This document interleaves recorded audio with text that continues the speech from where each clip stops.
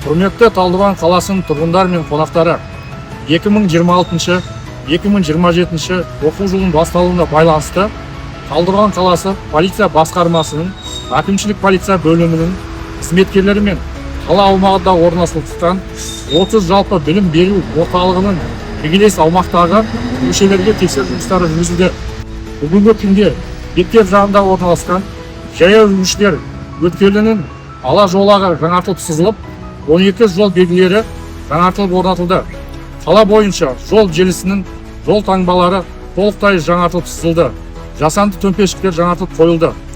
Құрметті жүргізушілер, оқу жылының басталуына байланысты Талдықорған қалалық полиция басқармасы сіздерден жол жүру ережесін қатаң сақтауды сұрайды.